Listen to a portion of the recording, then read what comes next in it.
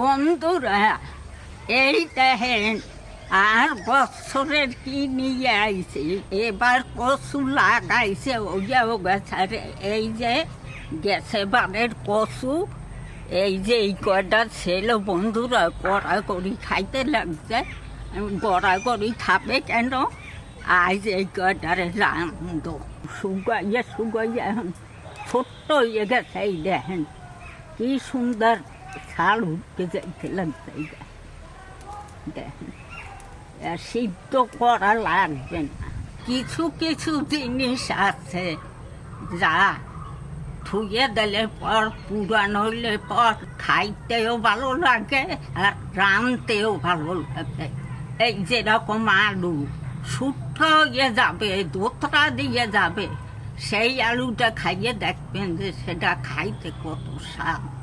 এই যে কচুটা কি দিয়ে রানবো, আমার বৌমার তারে জান দেখেন যাইয়া। কচু দিয়ে রান্না করার জন্য দেখেন কত সুন্দর ইলিশ মাছের বাচ্চাই দেখেন। বড় ইলিশ এবার তো অনেক খাইছি, এবার একটাই ছোট ইলিশ খাইয়ে দেখি।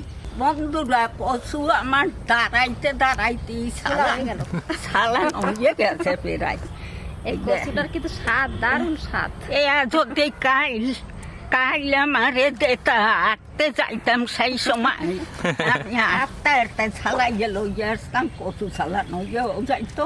চলেন বন্ধুরা, মাছটা কাটিয়ে কুটিয়ে লোক আর আমি কচুর গাড়ি কয়টাও ছালাইয়ে লই। চলে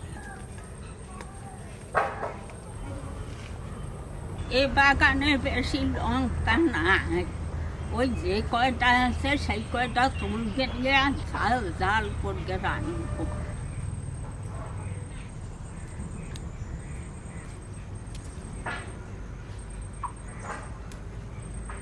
লঙ্কা সব ফুলগুলো কত সুন্দর দেখতে। হ্যাঁ, নীল লঙ্কাগুলো আর অল্প কয়টা খুঁটকে খাদ্যে নিয়ে যাব, নিয়ে রান্নাঘরে যাইয়া আমি কচু বাছতে লাগি। মা ওইদিকে লঙ্কা তুলতে তুলতে আমি কিন্তু কাটতে বসে গেছি। ধুয়ে পরিষ্কার করে তারপর কেটে নেব।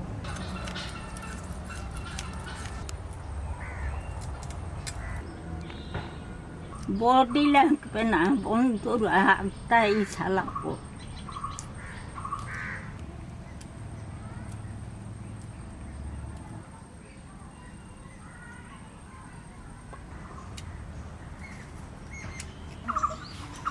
এই মাছ রান্না হয় না, শুধু ঝোল করা হয় অল্প, খাইতে দারুণ সুন্দর লাগে। মাছ কটা এবার নুন হলুদ দিয়ে মাখিয়ে নেব।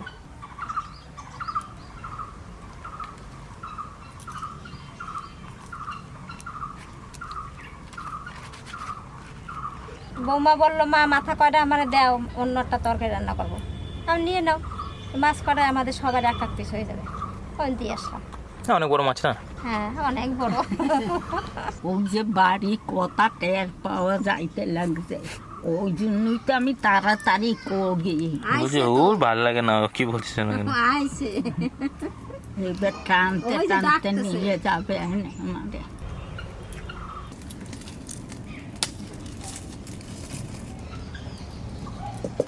মা মনে হচ্ছে কি কদমা, রসগোল্লা চিড়ে চিড়ে দেবেন একটু।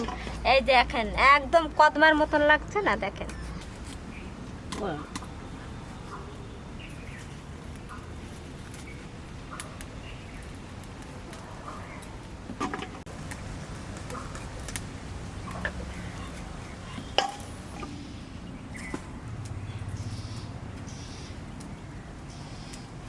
মাছ কড়া ভাজবো, তেল দিচ্ছি, সর্ষের তেল হালকা ভেজে নেব।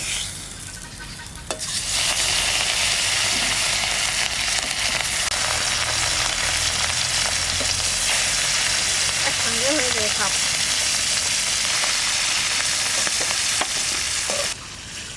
মাছটা মনে হয় ভালো হবে, খুব সুন্দর গন্ধ বাইরে গেছে। কবিতা বাজা দেশে গন্ধ বাইরে হালকা ভেজে নিয়েছি, এবার তুলে দিচ্ছি।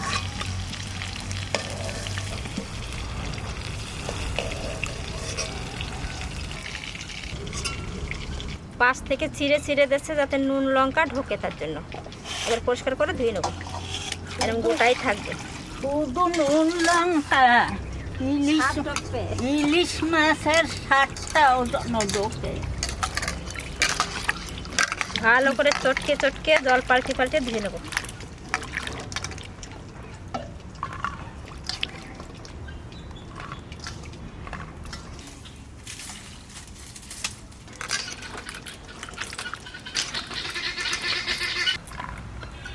এক সম্বরে চাপাই দেবো, আর একটু তেল দিচ্ছি, পাতা শুকনো লঙ্কা, কালো জিরে আর সাদা জিরে একসঙ্গে দিচ্ছি। কচু কাটা দিয়ে দেবো,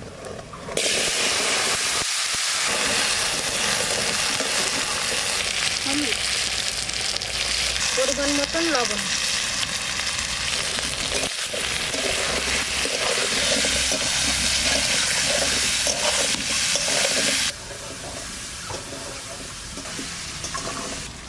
এই পুডুলকে রং করলে কি এগুলো খুব জান।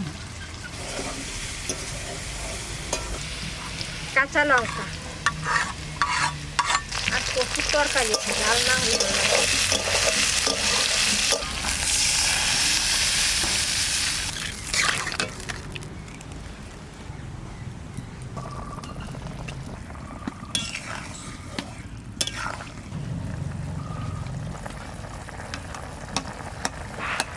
তো হয় না, আর একটু হবে এখন।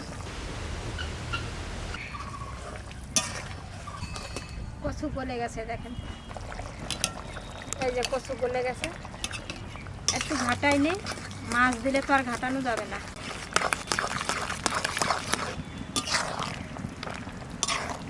এবার মাছ ভাজা কটা দিয়ে দেবো। অল্প মাছ হলে কি হবে, গন্ধে গন্ধে খাওয়া হয়ে যাবে। একটু ঝোল ঝোল রাখবো, কচু তো নালে শুকিয়ে যাবে ঝোলটা। ইলিশ মাছ দিয়ে কচুর তরকারি হয়ে গেছে, নামাই নেবো এবার। কতটা গাঢ় হয়ে গেছে।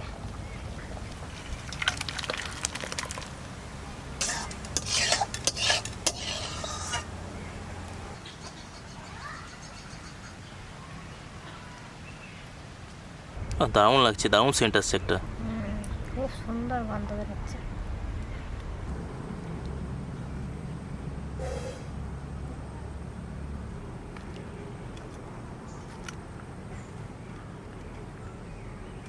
বন্ধুরা, কচু একবারে মোমের মতন গলকে গেছে।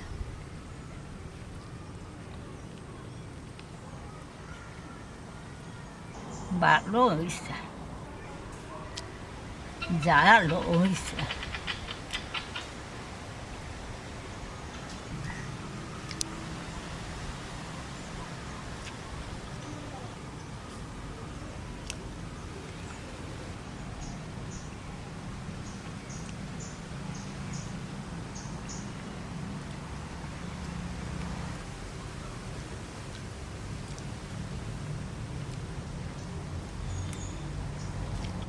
মাছটা ছোট্ট হইলে কি হবে, মাছটাই কিন্তু স্বাদ আছে।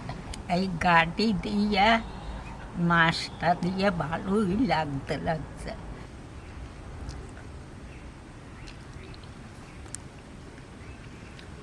মুখে দিলে শুরুত করবে চলকে যায়, চা ভালো লাগে না। কচুটা পাবো খেতে খুব ভালো, একবারে গলগেও গেছে মোমের মতন, খাইতেও ভালো।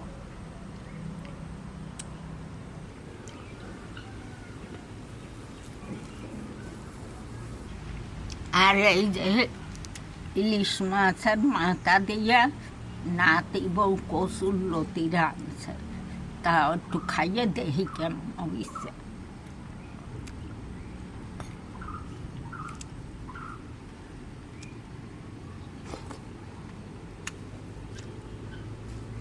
খুব সুন্দর হয়েছে, গাডি কচুটাও খুব সুন্দর হয়েছে, বেশ ঝাল ঝাল, নুনও ঠিক হয়েছে, খাইতেও ভালো হয়েছে। আপনারা এরকম করে খাবেন। আপনারা ভালো থাকবেন, সুস্থ থাকবেন।